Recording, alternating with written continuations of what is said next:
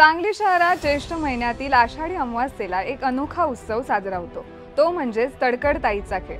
अंगावर साडी, तोंडावर काळा मुखवटा, हातात सूप घेऊन सांगली शहरात धावणारी ही तडकडताई सांगलीकरांची लाडकी आणि थोडी भयानक अशी, जिला लोक प्रेमानं भूताची आई म्हणतात। सांगलीच्या गल्लीबोळात फिरते आणि सर्वांना आपल्या सूपानं खेळकरपणे प्रसाद देते। ही परंपरा गेल्या 250 वर्षांपासून सांगलीत जपली जाते।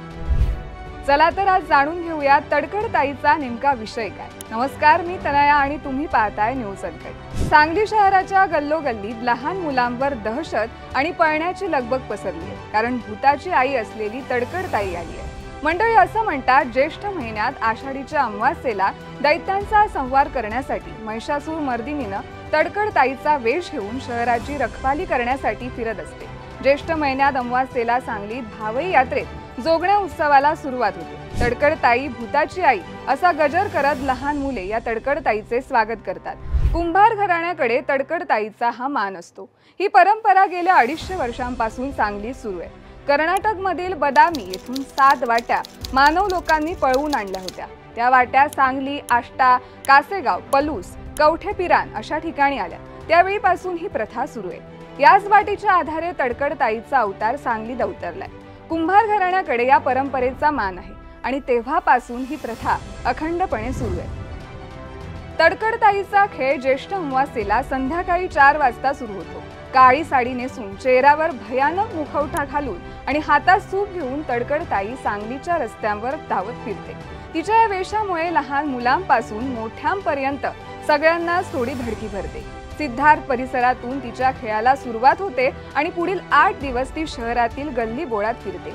या काळात ती मुलांना सुपाने हलकेच मारते, ज्याला लोक प्रसाद म्हणतात। अशी मान्यता आहे की सुपाच्या मारानं मुलांवरील इडापिडा दूर होते। तडकडताईच्या खेळाचा खास भाग म्हणजे तिच्या लग्नाची मिरवणूक। कुंभारखिंड, सांभारे, गणपती, सिटी हायस्कूल मार्गे ही मिरवणूक स्मशानात जाते। संध्याकाळी 6 वाजता सूर्य मावळताना गव्हाच्या अक्षतांनी तडकडताईचा विवाह पार पडतो। या सोहळ्यासाठी आबालवृद्ध मोठ्या संख्येने उपस्थित असतात। हा अनोखा विवाह सोहळा पाहण्यासाठी सांगलीकरांची गर्दी उसळते। जोगण्या उत्सवाचा हा खेळ सांगलीच्या सांस्कृतिक वारशाचा एक महत्त्वाचा भाग आहे। तडकडताईचा दरारा इतका आहे की लहान मुले तिला पाहून पळून जातात, तर मोठ्यांनाही तिच्या खेळाची मजा अनुभवायला आवडते। आषाढी अमावास्येपासून पौर्णिमेपर्यंत ती शहरातील ठराविक भागांत जाऊन जोगवा मागते।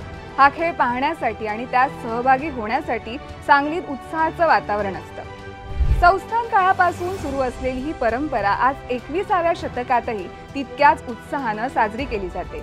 तडकडताईचा खेळ सांगलीच्या सांस्कृतिक ओळखीचा एक अनोखा पैलू आहे। लहान मुलांपासून थोडी भीती, थोडी मजा आणि प्रचंड उत्साह घेऊन येणारी तडकडताई सांगलीकरांच्या मनात कायमच खास स्थान निर्मित। तडकडताईचा खेळ सांगलीच्या सांस्कृतिक ओळखीचा एक अनोखा पैलू आहे। लहान मुलांमध्ये थोडी भीती, थोडी मजा आणि प्रचंड उत्साह घेऊन येणारी तडकडताई सांगलीकरांच्या मनात कायमच स्थान राखते।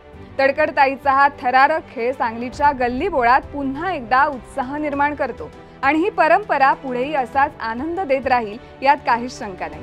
बाकी तुमच्या गावाची ही अशीच काही अनोखी परंपरा असेल तर कमेंट करून नक्की सांगा आणि न्यूज अनकटला सबस्क्राइब करा।